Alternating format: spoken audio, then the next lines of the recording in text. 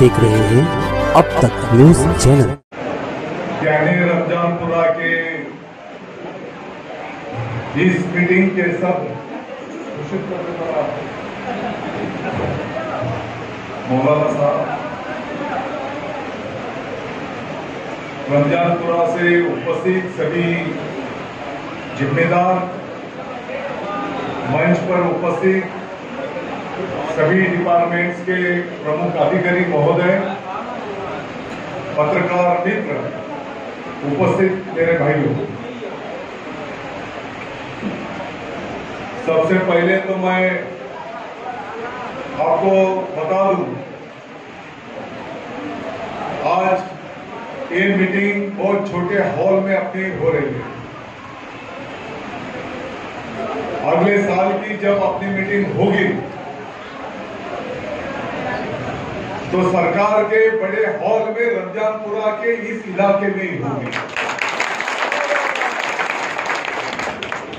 एक बड़ा शादी हॉल बनाने जा रहे हैं और नीचे ऊपर 2 जगह पे स्क्रीन लगाने की जरूरत नहीं पड़ेगी।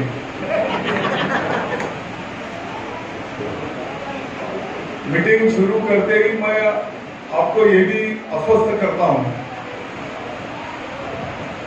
मालेगांव की तमाम आवाम के आशीर्वाद से, भगवान ऊपर वाले के आशीर्वाद से अपने मालेगांव को जो औदा मिला है,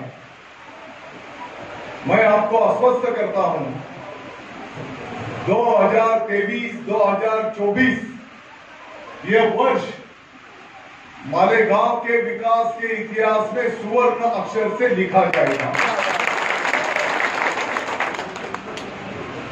आप देख रहे होंगे रमजानपुरा से लेकर हमारा मालेगांव बदल रहा है कि नहीं बदल रहा है? तालियां बजाकर बोलना चाहिए, बदल रहा है। और आप चिंता मत कीजिए, जो मैंने आपको बताया 2023-2024 मालेगांव का विकास का इतिहास बदल देगा। रमजानपुरे का भी डेवलपमेंट आपके सामने रहेगा। मुझे इस बात का एहसास है, सबसे ज्यादा मसाइल पावर के बारे में है, बिजली के बारे में है। खाजगी कंपनी को मैं बताना चाहता हूं, कुछ अपने अधिकारी, कुछ लोग कर्मचारी डायरेक्टली किसी के ऊपर चोरी का अंजाम लगा देते हैं, उनका मीटर निकाल के लेके जाते हैं और फिर वो कारखाने वाला बोलो, घर का जिम्मेदार जब आपके ऑफिस में आता है तो बिल वसूल किए सिवा आप उसको फिर से मीटर लगाते नहीं। जो गलत काम करता होगा उसके बारे में उसकी कोई बाजू नहीं लेगा, लेकिन एक ही हिसाब में सबको पकड़ना ये ठीक नहीं रहेगा। तो कुछ मीटर तपासी के नाम से चेकिंग करने का है, फिर मीटर गया, फिर मीटर में तो फॉल्ट ही निकला, तो हर मीटर तो फॉल्ट ही नहीं रहता। और मीटर क्या मालेगांव में थोड़ी तैयार होता है? हाँ, मालेगांव में रिमोट पर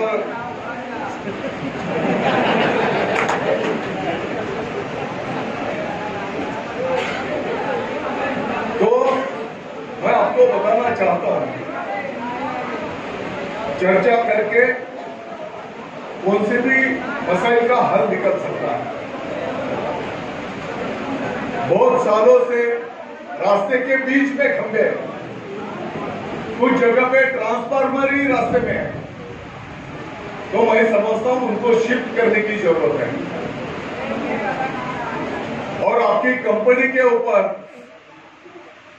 कुछ आपने जो करारनामा किया है वो करारनामे के मुताबिक इस डेवलपमेंट के ऊपर भी आपको खर्चा करना है। तो ये सब होते हुए यानी रमजानपुरे की अभी बिजली की मांग भी बढ़ते जा रही है। ठीक है, आज तो थोड़ा मंदा चल रहा है, लेकिन नए कारखाने भी लग रहे हैं। एक रोजी रोटी का साधन जब कोई नया कारखाना लगता है तो मैं समझता हूं 5-50-100 लोगों को रोजी रोटी का एक चांस वहां पे मिलता है। और छत्रपति शिवाजी महाराज की भी यही शिकवण है, क्या लोगों को उनकी रोजी रोटी का प्रबंध होना चाहिए, घर का चूल्हा जलना चाहिए। तो सब स्टेशन का काम कहां तक आया अभी?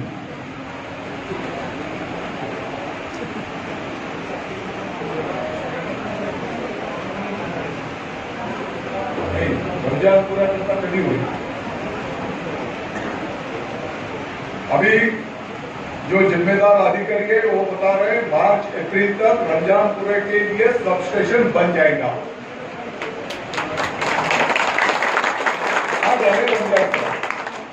तो जो भी लोगों को मीटर देने की जरूरत है तो मैं समझता हूं जल्द से जल्द लोगों को मीटर मिलना चाहिए, ऐसी मेरी सूचना यहां पर रहेगी। कारपोरेशन के माध्यम से आयुक्त महोदय ने अभी बताया कि जो पीले लाइट है तो व्हाइट लग जाएंगे, बरोबर ना? पांढरे लाइट लागते पवार आले का? पांढरे लाईट किती दिवसात लागतील? प्रक्रिया नाही, कधी लागतील लाईट? ईद के पहले लग जाएंगे। चलो तालियां बजाओ उनके लिए।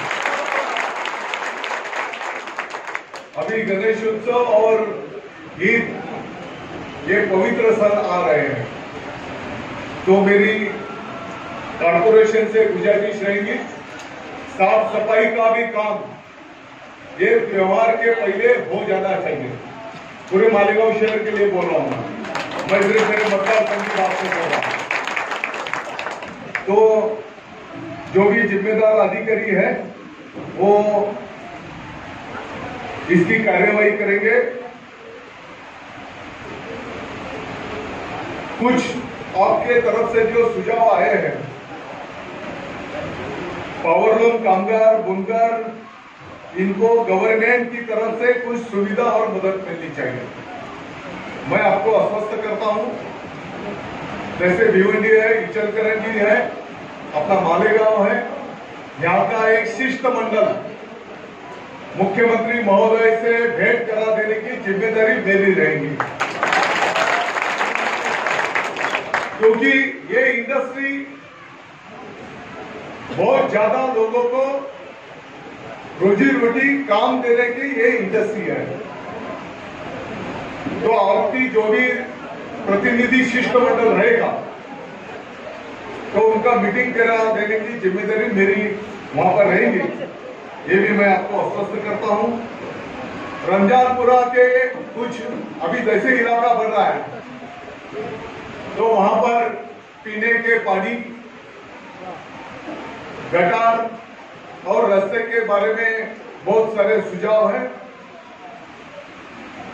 मैं आपको यही एक वाक्य में बता दूं, आपको पता होगा, आप में से भी कुछ लोग जब मुख्यमंत्री महोदय मालेगांव को उनका पहला महाराष्ट्र व्यापी दौरा मालेगांव से शुरू हुआ था और उस दौरे में मालेगांव के कुछ मसाइल हमने उनके सामने रखे थे और उसमें की एक मांग आती थी कि पूरे शहर के पीने के पानी के लिए और ड्रेनेज के लिए अमृत योजना के माध्यम से फंड मिलना चाहिए। अमृत योजना बोले तो कारपोरेशन 33%, राज्य सरकार 33% और केंद्र सरकार 33%। मुझे आपको बताते हुए आनंद है, महाराष्ट्र सरकार ने मालेगांव की मांग मान्य करते हुए केंद्र सरकार को भेज दी। केंद्र सरकार ने भी मालेगांव के काम को मान्यता दे दी। सिर्फ मान्यता नहीं मिली तो इसका टेंडर भी हो चुका है और मैं समझता हूं एक आने वाले महीने के अंदर मालेगांव के पूरे शहर के लिए 500 करोड़ रुपए का अंडरग्राउंड ड्रेनेज का काम शुरू हो जाएगा। अंडरग्राउंड ड्रेनेज के काम की वजह से मैं समझता हूं लगभग 1-1.5 साल लगेगा काम पूरा होने के लिए, लेकिन रोक रही जो गंदगी है वो दूर होने में बहुत अपने को आसानी होगी, ऐसा मैं समझता हूं। पीने के पानी के लिए वही अमृत योजना के माध्यम से 150 करोड़ रुपया कारपोरेशन, राज्य सरकार और केंद्र सरकार ये तीनों मिला के 150 करोड़ रुपया का भी मान्यता अपने को मिल गया है। मैं समझता हूं 1 महीना 1.5 महीना उसको टेंडर प्रोसेस के लिए लगेगा और शायद नया साल शुरू होने के पहले पीने के पानी के जहां पर भी जरूरत है नई लाइन बिछाने की होगी या पुरानी लाइन छोटी पड़ रही वहां पर नई लाइन डालनी चाहिए। इसके लिए 150 करोड़ का काम शुरू हो जाएगा, ये भी मैं आपको आश्वस्त करना चाहता हूं। मैं समझता हूं आपको मेरी सूचना रहेगी, शहर के पूरब के जो भी इलेक्ट्रिक के मसाइल है वो हल करने के लिए पावर स्टेशन के पास अगर आपका ऑफिस बन गया तो लोगों को बहुत ज्यादा दूर जाने की तकलीफ नहीं होगी। अगर छोटे मोटे जो भी मसाइल रहेंगे ये इधर के ऑफिस में से वो आप सॉल्व कर पाएंगे। मुझे अगर पूछेंगे तो हर प्रभाग वाइज ऑफिस होना चाहिए।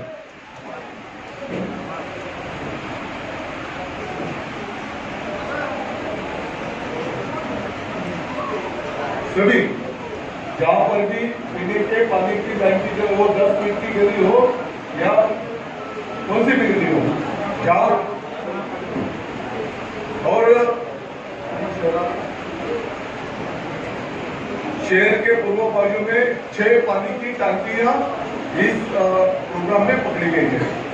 तो मैं समझता हूं पीने के पानी का भी बहुत अच्छा हल। वैसे तो हम नसीबवान है, बहुत जगह पे हमारे नजदीक मनमाड़ है, मनमाड़ में 10-12 दिन के बाद पानी मिलता है। हाँ, हम तो नसीबवान है कि 1 दिन के बाद, लेकिन अपने मालेगांव के पीने के पानी का जो क्वालिटी है उसकी तारीफ पूरे महाराष्ट्र में होती है। तो मैं समझता हूँ आपको पता होगा पिछली टर्म को और शायद 100 एकड़ जमीन लेकर मालेगांव का जो तालाब था उसका कैपेसिटी बढ़ाने का काम पिछले टर्म को हम सब ने मिलकर पूरा किया है। तो अभी भगवान ऊपर वाले ने भी थोड़ा आशीर्वाद दिया है तो थोड़ा बारिश भी अच्छा हो रहा है। मैं तो पिछले हफ्ते को हमको सबको टेंशन था पीने के पानी का प्रबंध कैसा कर पाएंगे, जानवर को चारा कैसे मिलेगा, लोगों को काम कैसे मिलेगा, इसके बारे में हम सब टेंशन में थे। आज भी अगर बारिश थोड़ा बहुत हो रहा है लेकिन किसानों का तो नुकसान बहुत ज्यादा हो चुका है। तो किसान के पीछे भी सरकार बहुत गंभीरता के साथ खड़ी रहेगी और किसान का जो भी नुकसान बारिश की वजह से हुआ है उसके लिए मुआवजा देने का काम किसान को सरकार की तरफ से किया जाएगा, ये भी मैं आपको बताना चाहता हूं। अभी पुलिस स्टेशन के बारे में मैं समझता हूं रमजानपुरा का जो पुलिस स्टेशन यहाँ से बहुत लंबा है, तो कुसुम्बा रास्ते को लगकर जो दामोदर काटे के सामने जो जगह निश्चित की गई है वहां पर बहुत जल्द नए पुलिस स्टेशन के इमारत का भूमि पूजन हम सब मिलकर करेंगे और वहां पर एक अच्छा पुलिस स्टेशन बनाने का काम वहां पर किया जाएगा।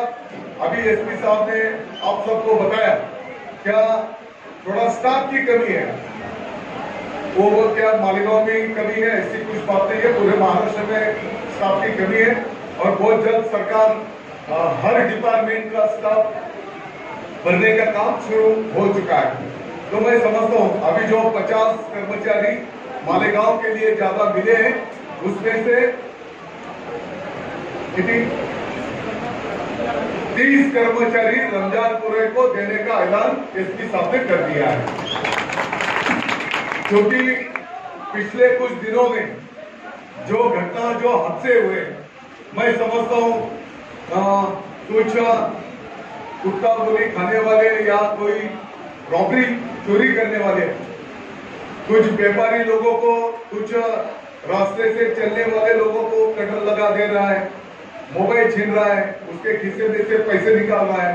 तो इसकी बहुत गंभीरता से नोट मैंने भी ली है और प्रशासन को भी इसके बहुत गंभीरता से नोट लेने को बोला है।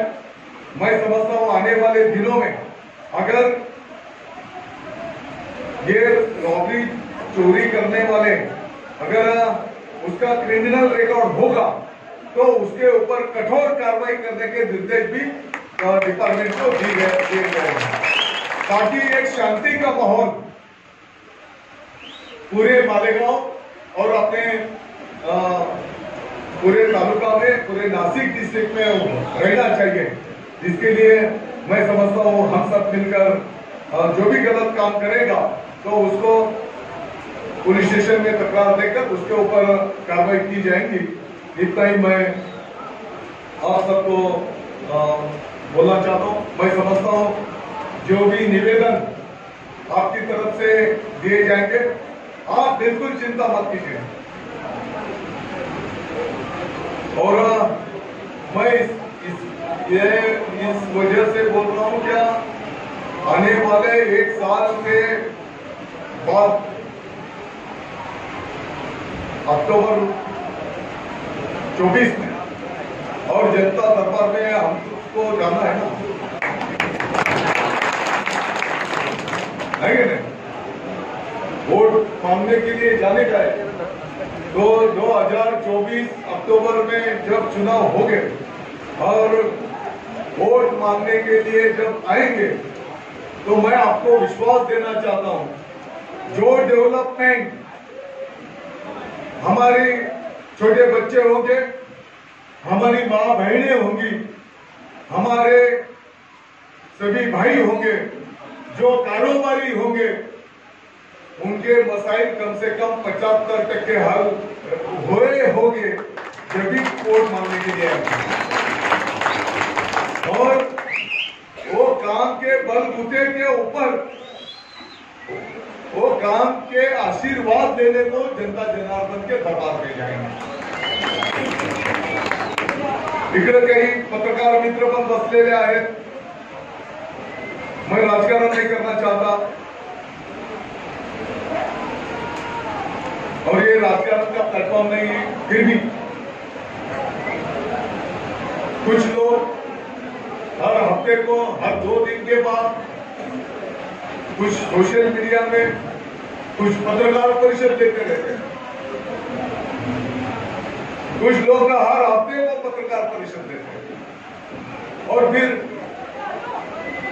पालक मंत्री, ये सरकार, हाँ ऐसा बोलते रहते हैं। मैं उनको जवाब नहीं देता।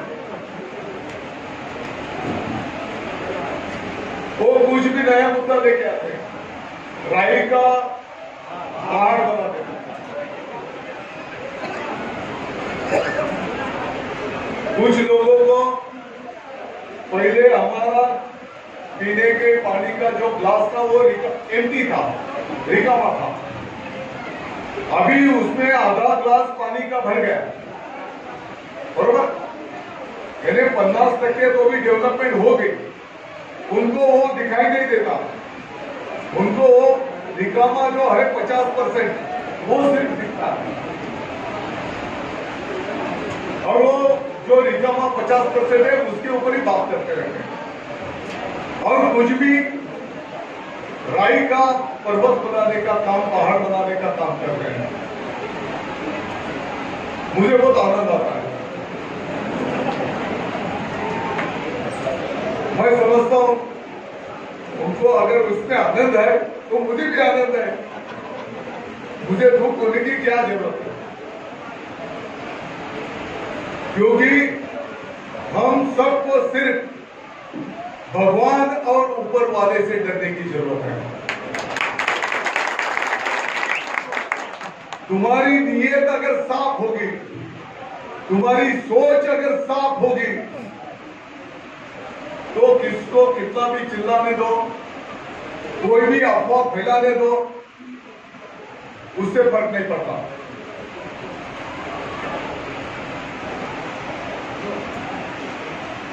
जब जाहिर सभा होगी, राजकीय सभा होगी, तो मैं समझता हूं मुझे भी मालेगांव वासियों से कुछ बात करना है। और आप चिंता मत कीजिए, जो अहदा आपने मालेगांव को मिला है, उस अहदे का वापर करते हुए, इस्तेमाल करते हुए, हम सबको मिलकर, दादा उसे एक अकेला कुछ नहीं कर सकता, हम सब मिलकर जब काम करते हैं, अभी यावर तो बहुत छोटा सा कार्य करना है क्या? लेकिन अभी सब जिम्मेदार पदाधिकारी भी बैठे, लेकिन हम सब मिलकर जब काम करते हैं तो अपने शहर का विकास का नक्शा बदलने लगता है। और नक्शा बदलते टाइम हाँ थोड़ा 19-20 हुआ होगा, मैं नहीं बोल रहा। नहीं, शहर के पूर्व रमजानपुरे के लिए नहीं बोल रहा मैं, रमजानपुरा तो मेरा मतदार संघ है, बराबर। हाँ, शहर के पूर्व में डेवलपमेंट के लिए पश्चिम में जितना फंड आता है, थोड़ा बहुत कम ज्यादा मैं नहीं बोलता नहीं, लेकिन शहर के पूर्व बाजू में भी उतना ही ध्यान, और सब पक्ष के लोग, मैं किसी पक्ष के ऊपर टीका टिप्पणी नहीं करना चाहता, किसी नेता के ऊपर टीका टिप्पणी नहीं करना चाहता। जिनको टीका टिप्पणी करना है वो करते रहे, मुझे कुछ फर्क नहीं पड़ता। तो हम सब मिलकर, मैं समझता हूं हमारे मालेगांव की तरक्की कैसे होगी, इसके बारे में हम सबको सोचना चाहिए। और आप चिंता मत कीजिए, मैं फिर एक बार आपका आभार व्यक्त करते हुए आपको आश्वस्त करता हूं, 2023-2024 ये वर्ष मालेगांव के विकास के इतिहास में सुवर्णाक्षर से लिखा जाएगा। आपके मालूमात के लिए मैं बता दूं, मालेगांव के मौसम पुल जो बहुत शायद 40-50 साल पहले बने होंगे, उनका काम चल रहा है। बहुत सारे रास्तों का काम चल रहा है। मालेगांव के अजन के उधर MIDC में 863 एकड़ के ऊपर MIDC बनने जा रहे हैं। शहर के 40 गांव पार्टी की जो MIDC है, उसकी भी डेवलपमेंट के लिए जो करना है वो वहां पर किया जा रहा है। जो कारोबारी मालेगांव शहर में ही अपना उद्योग बढ़ाना चाहते हैं, उसके लिए भी सरकार की जो स्कीम है, उसका लाभ जो भी लेना चाहता है, उसको भी सपोर्ट किया जा रहा है। मैं आपके मालूमात के लिए बता दूं, मालेगांव में अजय के पास, अभी आप बोलेंगे कि दादा वो आप पूरब की बात कर रहे हैं, पूरब की MIDC इसके लिए बहुत जल्दी बन पाई, क्योंकि वो सरकार की जमीन थी, खेती महामंडल की जमीन थी। वो सरकार की जमीन, सरकार की MIDC को बहुत आसान हो गया लेने के लिए। खासगी जमीन अगर किसान की जब हम लेते हैं तो कायदा कानून आंदोलन, ये रेट मिलना चाहिए, कोर्ट कचहरी, तो सरकार की जमीन थी, सरकार की एमआईडीसी को मिल गई। शायद एक कारखाना कई महीनों से शुरू हो गया, 2-3 अभी काम चालू हो गए, और मैं समझता हूं आने वाली दिवाली के पहले 5-25 कारखाने वहां पर काम शुरू होने जा रहा है। हमको जो नया टेक्नोलॉजी है, मालेगांव वासियों को मेरा विनती रहेगा, नया टेक्नोलॉजी भी हमको अडॉप्ट करना पड़ेगा, जो समय के साथ हमको चलना पड़ेगा।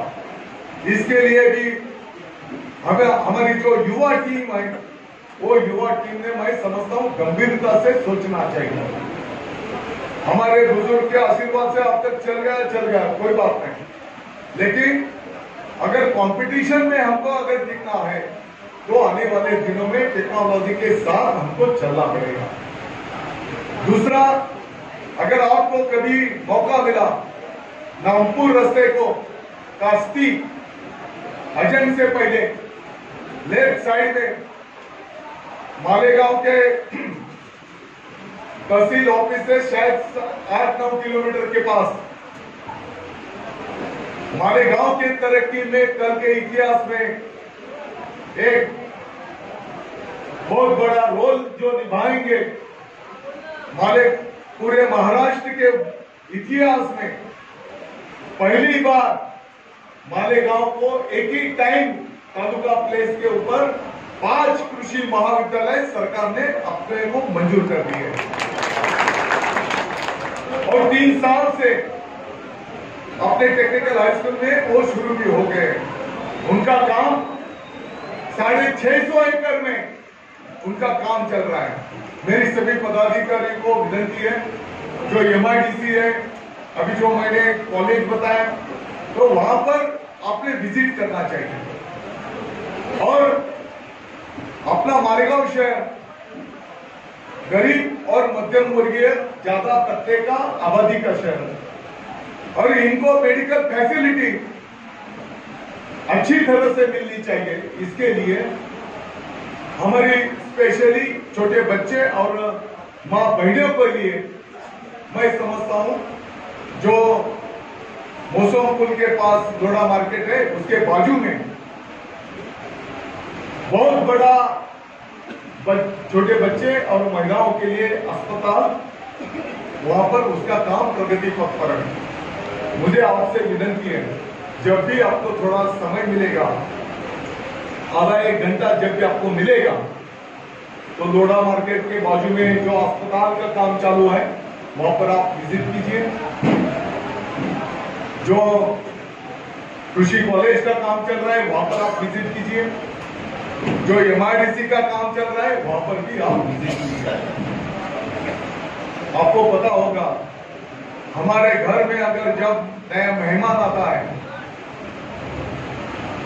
जब हमारे माँ बहन डिलीवरी को जाते हैं, खासगी हॉस्पिटल में अगर डिलीवरी हुई, नॉर्मल डिलीवरी भी हुई, तो 5-10 हजार रुपया लगता है। सीजर केस अगर डिलीवरी हुई तो 5-25 हजार रुपया खासगी हॉस्पिटल में देना पड़ता है। पिछले टर्म को जो अस्पताल मालेगांव में अपन ने शुरू किया था, उसको इतना रिस्पॉन्स मिला तो जगह पूर्ति नहीं थी, 40 बेड का था, तो अभी 100 बेड का अस्पताल है। और मैं आपको बताने को मुझे आनंद है, मालेगांव के एक भी खासगी हॉस्पिटल में नहीं होगी ऐसी सुविधा अपने सरकार के हॉस्पिटल में मुहैया कराई जाएगी। तो मैं समझता हूं ये सब चीजों के बारे में आपको समझना चाहिए। उस अस्पताल में यही समाज के लोग आएंगे, वही समाज के लोग आएंगे, ऐसा नहीं रहेगा। वो कॉलेज में यही समाज के लोग एडमिशन लेंगे, ऐसा नहीं रहेगा। मुझे मालूम है कुछ लोगों ने पिछले 2-3 महीना पहले कॉलेज के बारे में भी कुछ अफवाह फैलाई है। जब टाइम आएगा उनको तो मैं उनके बाप दादा की, उनकी मां की सौगंध दे के मैं कुछ बात उनके सामने रखने वाला हूं। आज नहीं बोलूंगा मैं उस विषय के ऊपर, लेकिन हम सबको मिलकर मैं समझता हूं हमारे मालेगांव शहर की तरक्की कैसे होगी, इसके बारे में हम सबको सोचना चाहिए। और आप चिंता मत कीजिए, बिजली के बारे में का कुछ विषय होगा। एक शिष्टमंडल थोड़ा सा एक गणपति का पीरियड हो जाने दो, एक शिष्टमंडल मालेगांव का शांति से उनके अधिकारियों के साथ फिर से एक मीटिंग करेंगे। कारपोरेशन ने तो उनका जिम्मेदारी जो भी है वो बता दिया, और कारपोरेशन के लिए भी जो जिम्मेदारी एक शिष्टमंडल के साथ मीटिंग करेंगे। और पुलिस प्रशासन तो चौकन्ना है, फिर भी मैं समजता हूँ इथले जे पोलीस स्टेशन आहे त्याला खूप गंभीरतेने काम करण्याची गरज आहे। मागच्या 15-20 दिवसामध्ये साधारणतः 2-3 घटना झाल्या आणि त्या ठिकाणी मग व्यापाऱ्यांना चाकूला त्याचा मोबाईल काढून घे, त्याचे खिशातला पैसे काढून घे, और कुछ तो आगे जाके मोटरसाइकिल के ऊपर अगर कोई आ रहा तो उनकी भी लूटमार करे। तो ये बात कुछ अच्छी नहीं है। एक पहले हाईवे में भी जोड़गांव से लेकर समदाने के आगे तक हाईवे को भी ये मोबाइल चोरी बहुत ज्यादा होती थी। तो थोड़ा पुलिस प्रशासन ने कुछ औषध दिए तो उधर का वो कम हो गया। थोड़ा अभी वो कुसुम्बा रोड और भाईगांव रोड उधर थोड़ा ये मोबाइल चोरी का ज्यादा हो रहा है। तो पुलिस डिपार्टमेंट को इस बारे में गंभीरता से बताया गया है, और मुझे उम्मीद है उसके ऊपर बहुत जल्द से जल्द अच्छी कार्रवाई की जाएगी। फिर एक बार मैं आपको आश्वस्त करता हूँ, आप बिल्कुल चिंता मत कीजिए। हम सब मिलकर साथ में काम करेंगे और मसाइल हल करने का काम करेंगे। आप सबका शुक्रिया।